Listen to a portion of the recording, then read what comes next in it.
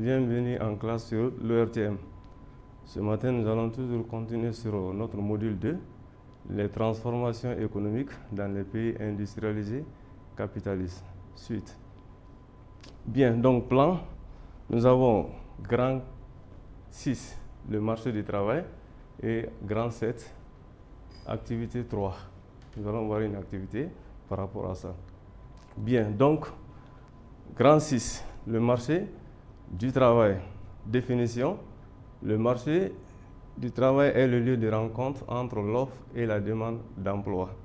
Ce n'est pas un marché fixe comme c'est le cas pour le marché des biens et services, mais un lieu où les entreprises et la main-d'œuvre se rencontrent. Donc, ici, nous avons le marché du travail, c'est, n'est-ce pas, un lieu où, n'est-ce pas, les deux se rencontrent, c'est-à-dire l'offre de travail et la demande de travail. Bien, donc nous allons voir l'évolution du marché du travail. Donc les déterminants du marché du travail, nous en avons deux, l'offre, n'est-ce pas, de travail. La population active permet de se faire une idée sur l'offre du travail. Plusieurs facteurs agissent sur la population active. La démographie pure, c'est-à-dire la natalité et la mortalité, la scolarité, le solde migratoire, le taux d'activité, surtout, n'est-ce pas, chez les femmes, dont la demande du travail augmente, et l'âge, n'est-ce pas, de la retraite et la migration. Donc, ce sont ces facteurs, n'est-ce pas, qui agissent sur, comment on appelle ça, l'offre de travail. Donc, si vous prenez la démographie pure, c'est-à-dire la mortalité et la natalité, la scolarité aussi, le nombre d'années, n'est-ce pas, qu'on peut faire, n'est-ce pas, sur le banc, et le solde migratoire, les déplacements de la population, le taux d'activité, surtout on voit les femmes aussi, que, n'est-ce pas, leur part augmente dans la population active, et l'âge de la retraite, la migration aussi. Bien, la demande du travail. Dans une situation d'équilibre, l'offre du travail doit correspondre à la demande du travail, c'est-à-dire à l'équilibre, l'offre de travail égale demande de travail. L'offre vient de la part des ménages, l'offre de travail, et la demande, n'est-ce pas, de la part des entreprises ou de l'État. Ces deux indicateurs ont besoin l'un de l'autre et seules les entreprises sont bons recruteurs par rapport, n'est-ce pas, à l'État. La création d'emplois dépend d'un certain nombre de facteurs. Le coût salarial, la qualité, n'est-ce pas, des diplômes et le niveau d'expérience. Là, ça c'est clair parce que le coût salarial, vous allez voir que si le salaire augmente, vous allez voir la position, n'est-ce pas, des entreprises par rapport au recrutement. La qualité aussi de diplôme, là ça augmente, n'est-ce pas, ça peut être un facteur qui peut inciter un peu les entreprises, par exemple le niveau et puis l'expérience aussi. Bien. Donc, les analyses traditionnelles du marché du travail, nous allons voir la vision libérale. Donc, pour ces économistes, l'offre et la demande du travail dépendent du seul, n'est-ce pas, niveau de salaire. Les seules formes de chômage envisageables sont, n'est-ce pas, le chômage transitoire et le chômage volontaire. Ça, c'est pour, n'est-ce pas, les libéraux. D'après les libéraux, n'est-ce pas, le marché du travail est toujours équilibré parce qu'il y a chômage, ça, l'individu refuse du travail, quel que soit le niveau de salaire, n'est-ce pas, d'après les libéraux, il faut accepter de travailler. Donc, c'est pourquoi on parle de chômage volontaire. Pourquoi c'est volontaire? Parce que l'individu refuse de travailler à un niveau de salaire très bas.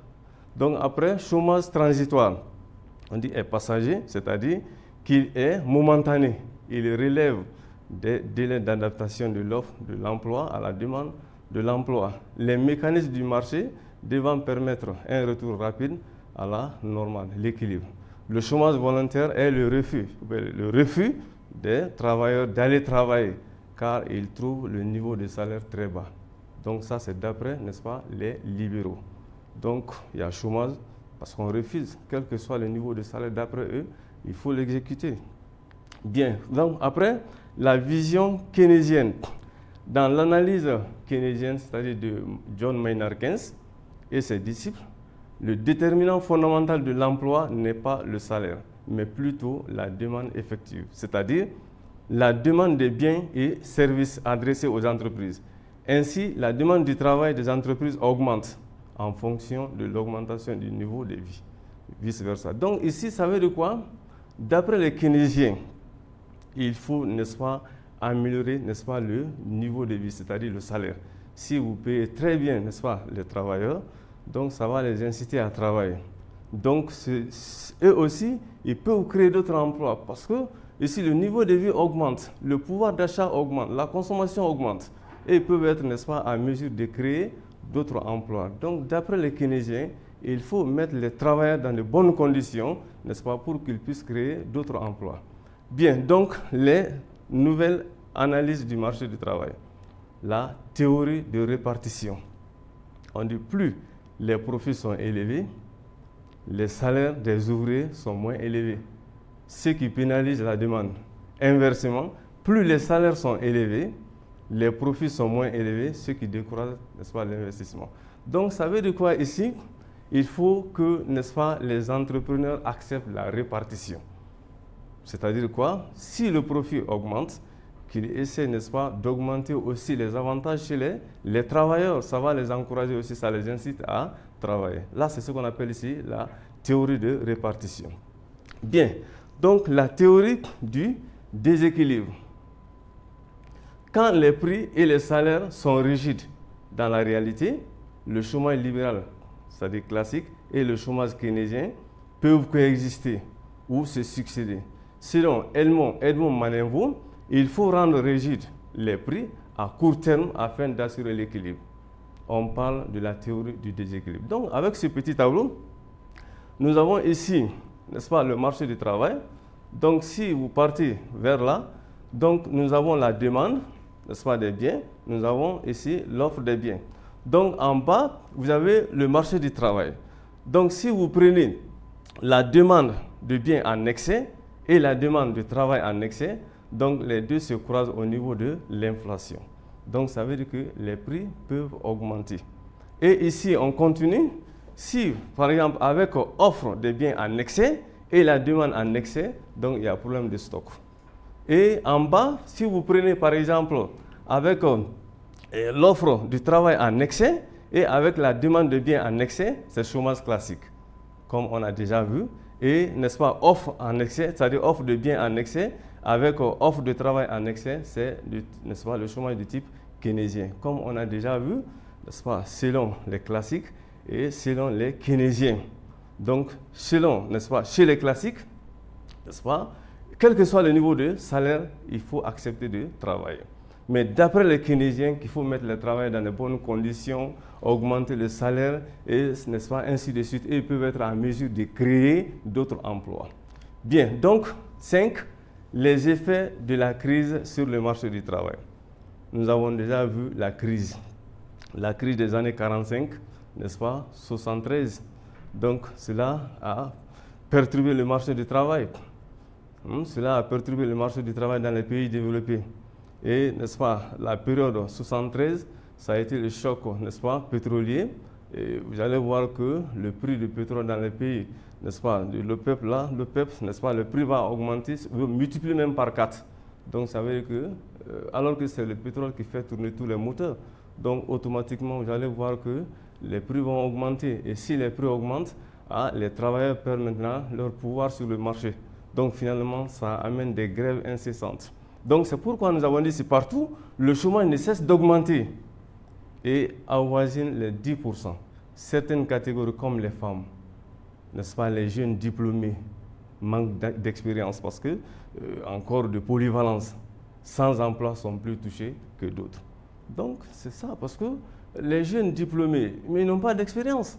Avec leur niveau, donc vous allez voir effectivement, ils vont traîner parce que par manque d'emploi, par manque d'expérience, finalement, n'est-ce pas, ça peut, n'est-ce pas, être les pénalisés d'être intégrés sur, n'est-ce pas, le marché du travail. Bien, nous allons voir la segmentation du marché du travail.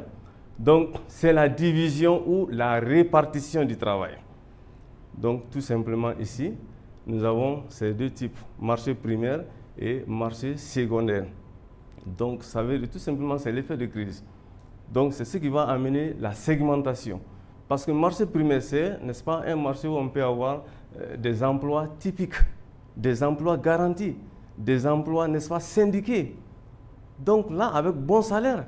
Et, n'est-ce pas, le marché secondaire, n'est-ce pas, où, n'est-ce pas, on trouve des emplois précaires, aléatoires. qui ne sont pas garantis, des emplois qui ne sont pas garantis. Donc, on est exposé, n'est-ce pas, au chômage. On est à la merci même des employeurs. Ils peuvent nous remercier à tout moment. Donc, c'est, n'est-ce pas, les main-d'œuvre qui ne sont pas garanties, on les trouve, n'est-ce pas, sur le marché secondaire. Bien. Donc, la précarisation de l'emploi. La crise des années 70 fut à l'origine de la précarisation ou l'instabilité de l'emploi. La précarisation est la dégradation de la nature de l'emploi. L'emploi typique, c'est des emplois qui sont garantis. On a dit emploi salarié, plein temps, stable, assorti de garanties, et se caractérise par un seul lieu de travail, un seul employeur et un CDI, contrat à durée indéterminée. C'est des emplois garantis. Et les emplois atypiques concernent principalement les emplois salariés, soit à temps plein, mais précaires, c'est-à-dire intérim, CDD, contrat à durée déterminée, soit à temps partiel, souvent instable, non renouvelable, licenciement et peu protégé. On l'appelle aussi emploi précaire et se caractérise par plusieurs lieux de travail, plusieurs employeurs. Il concerne les stages, comme, n'est-ce pas, les travaux d'utilité publique pour l'administration publique et, n'est-ce pas, SIFTI, n'est-ce pas, stage d'insertion à la vie professionnelle pour les privés. Bien, définition. Le chômage est la situation dans laquelle se trouve une personne disposant des capacités intellectuelles, physiques, mentales ou ayant reçu une formation pour exercer un travail, à la recherche d'un travail, mais qui n'en trouve pas. D'après le Bureau international du travail, il faut remplir les 3 conditions.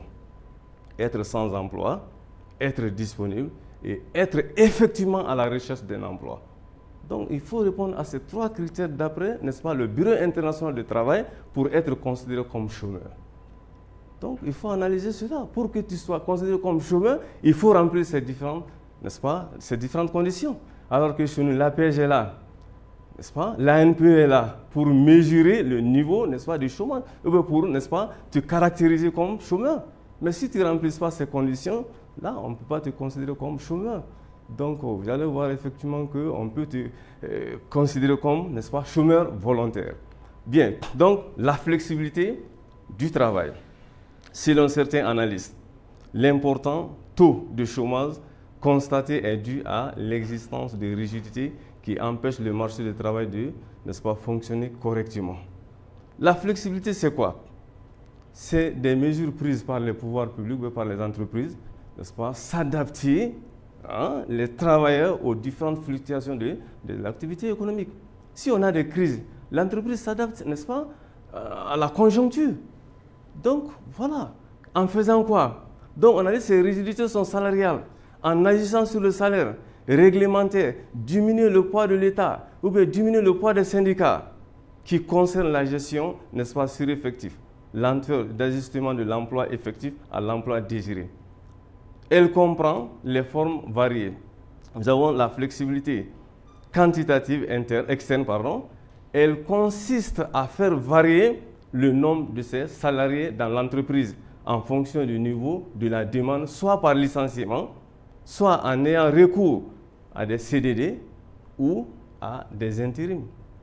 Et la flexibilité quantitative interne est l'adaptation du travail à l'intérieur de l'entreprise basée sur l'aménagement du temps de travail du personnel en fonction des fluctuations de la production, variation des horaires de travail, temps partiel, utilisation, n'est-ce pas, des heures supplémentaires. Donc voilà, avec la flexibilité quantitative, on va agir automatiquement sur, n'est-ce pas, le salaire. Et flexibilité quantitative interne, on va, n'est-ce pas, agir automatiquement sur l'aménagement, n'est-ce pas, du monde du travail. Si on doit varier le temps de travail, n'est-ce pas, travail partiel, on peut, n'est-ce pas, transformer ça en temps partiel ou bien essayer de morceler pour que, n'est-ce pas, on puisse diminuer le salaire. Donc tout ça, c'est une manière de s'adapter, n'est-ce pas, à la conjoncture, parce que l'entreprise est dans les difficultés. Comment agir face à cela? Donc c'est ce qu'on appelle flexibilité. Donc nous avons flexibilité qualitative ou flexibilité fonctionnelle. Elle consiste à chercher une plus grande polyvalence des salariés ou, n'est-ce pas, des équipements elle correspond à la mobilité des personnes au sein des entreprises. La flexibilité salariale ou de rémunération, c'est le fait de faire varier des salaires en fonction du niveau de l'activité de l'entreprise. Et l'externalisation, c'est recruter ou choisir des prestations de services au lieu de recruter, n'est-ce pas, du personnel sans pour autant faire le travail soi-même. Donc voilà un peu, n'est-ce pas, la description de ces différentes flexibilités. Donc tout simplement, l'entreprise doit s'adapter à la conjoncture. Si l'entreprise est dans la difficulté, comment, n'est-ce pas, faire varier, n'est-ce pas, pour amortir un peu l'effet, n'est-ce pas, de la crise. C'est pourquoi la flexibilité est là, existe. Bien, donc nous avons, à travers ce tableau, nous avons les différentes, n'est-ce pas, flexibilités. Donc l'objectif visé avec flexibilité quantitative, répondre aux fluctuations, n'est-ce pas, du volume de l'activité économique. Moins utiliser licenciement, forme particulière d'emploi, externalisation et, n'est-ce pas, exemple, CDD, intérim, autorisation, administration et licenciement. Donc interne, faire varier la durée du travail, temps partiel, chômage partiel, heures supplémentaires. Externe, faire varier les effectifs, licenciement, sous-traitance. Et, n'est-ce pas, qualitative, répondre à la variation de la composition de la demande. Moins, politique de formation et, n'est-ce pas, exemple, nous avons pris ici une usine flexible, robot programmable. Donc, main-d'œuvre et capital. Accroître la polyvalence. Accroître la polyvalence, là, ça peut être aussi une solution. Parce que nous sommes, n'est-ce pas, dans les difficultés. Donc, on peut, au lieu que, par exemple, on recrute ceci, cela, si quelqu'un peut faire 2 ou 3, donc là, ça facilite, n'est-ce pas? Et puis, ça peut diminuer même le coût sur l'entreprise. Et salarial, réduire les coûts salariaux. Et, n'est-ce pas, moins utiliser, nous avons retour au SMIC, n'est-ce pas, réduire l'insuffisance des syndicats, désengagement de l'État et travail d'utilité collective, stage d'initiation à la vie, n'est-ce pas? Donc tout ça là, ça c'est des manières qu'on a, n'est-ce pas, de recruter ou bien soit de gérer la main d'œuvre. C'est ce qu'on appelle la flexibilité. Qu'est-ce que l'entreprise, n'est-ce pas, doit faire pour amortir l'effet, n'est-ce pas, les effets de la crise? En période de crise, l'entreprise doit, n'est-ce pas, se comporter, soit sur, doit agir sur la main d'œuvre ou bien soit sur le temps de travail. Bien, donc après l'organisation, en petit neuf, l'organisation du travail. Donc, à travers son organisation, le facteur travail joue un rôle important pour la croissance économique. Cette organisation vise 4 objectifs. Nous avons produire plus dans un délai très court, avec moins d'efforts et en tenant compte du temps. Cette organisation du travail sera rendue facile grâce aux travaux, n'est-ce pas, de Taylor et de Ford. Bien, donc nous avons le Taylorisme. Donc, le Taylorisme est une méthode d'organisation scientifique du travail proposée par l'ingénieur américain Frederick Winslow Taylor, 1856-1915, et il est basé sur la division verticale et horizontale du travail. Le Taylorisme vise l'amélioration de la productivité de la main-d'œuvre et, n'est-ce pas, par la recherche de la méthode du travail la plus efficace. N'est-ce pas, the one best way. Le Taylorisme est basé sur 2 principes. Une telle séparation permet une plus grande efficacité du travail, car les ouvriers voient, n'est-ce pas, confier seulement des tâches simples à répéter. Le travail est ainsi divisé en fonction des compétences. C'est la division du travail. Et deuxième principe repose sur la parcellisation, n'est-ce pas, du travail. Donc, avec ce Taylor, c'est ça. Donc, nous avons ces 2 principes ici. Comme on a dit, la division verticale et la division, n'est-ce pas, horizontale. Donc, avec ces 2, vous allez voir effectivement, ça va augmenter la productivité des travailleurs parce que chacun fournit moins d'efforts. Donc, les ouvriers sont là, n'est-ce pas, et puis les qualifiés, les ouvriers qualifiés aussi sont là. Chacun, n'est-ce pas, assume sa responsabilité. Bien, donc chez Ford, le Fordisme est une méthode d'organisation scientifique du travail mise au point par Henry Ford, 1854-1947 aux États-Unis. Il est caractérisé par l'importance de la chaîne de production. C'est dans les années 1910 que Ford a approfondi l'œuvre de Taylor en y ajoutant plusieurs innovations.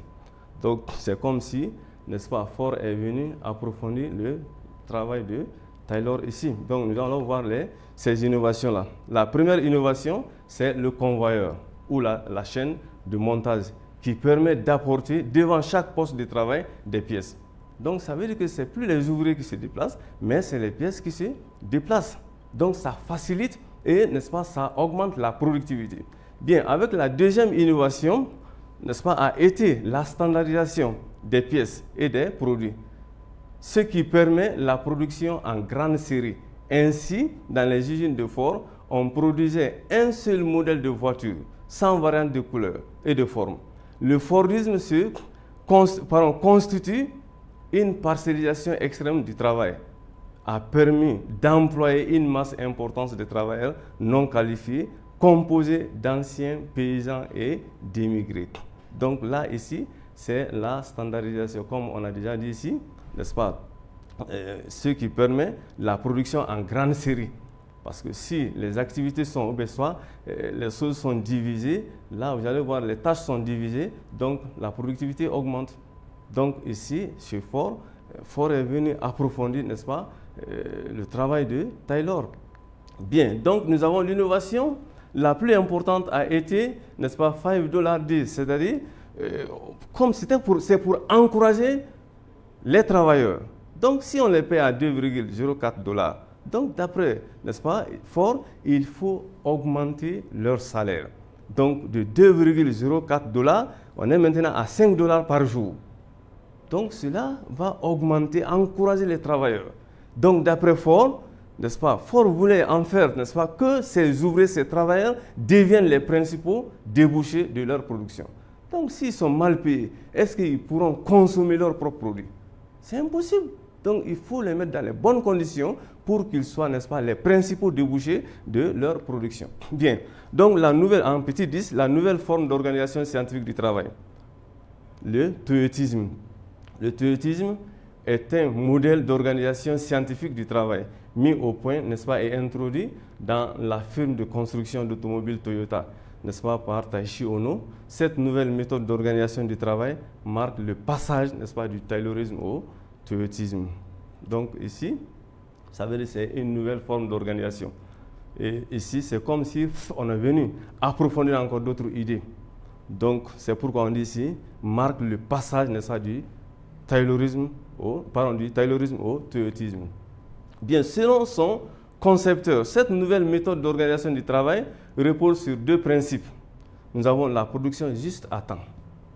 Il faut produire en fonction, n'est-ce pas, des commandes. La commande que vous allez produire en fonction de ça. C'est pourquoi on parle de zéro stock. C'est le principe de zéro stock. On a des commandes, on fabrique en fonction de cela.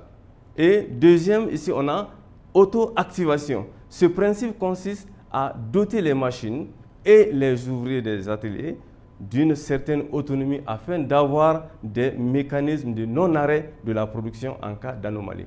Donc ici, si on essaie, n'est-ce pas, d'activer de telle façon, donc là, on ne va pas avoir d'anomalie. Même il y a anomalie, il n'y aura pas arrêt de la production parce que c'est déjà activé.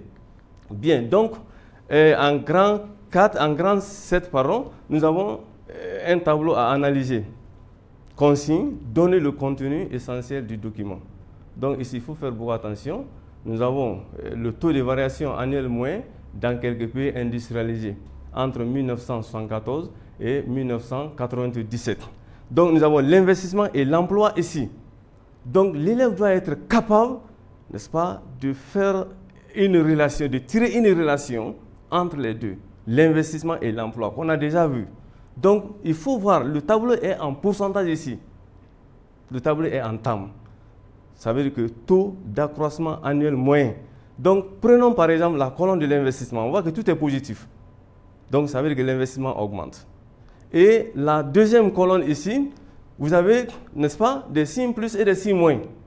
Donc, ça veut dire que tantôt il y a diminution, tantôt il y a augmentation. Et ici, il faut que vous soyez capable de faire ressortir les différents types d'investissements ici. Donc, aux États-Unis, au Japon, en Allemagne, l'investissement augmente, l'emploi augmente. Et Canada aussi, l'investissement augmente, l'emploi augmente. Ça veut dire que ces investissements sont créateurs d'emplois. Et on a dit que l'investissement créateur d'emplois sont appelés l'investissement de capacité. Et en France, l'investissement augmente. Regardez, en France, l'investissement augmente, l'emploi reste constant. Voyez-vous, nous sommes à 0. Donc si nous sommes à 0, vous allez voir ici que c'est resté constant. Donc ici, l'investissement augmente, l'emploi est resté constant. Et on a dit que c'est l'investissement de, comment on appelle ça, de remplacement qui n'a pas d'effet sur l'emploi. Maintenant, au Royaume-Uni et en Italie, l'investissement augmente et l'emploi diminue. C'est l'investissement de productivité. Nous avons dit que l'investissement de productivité supprime, n'est-ce pas, les emplois à court terme, mais ça peut créer des emplois à long terme. Je vous remercie.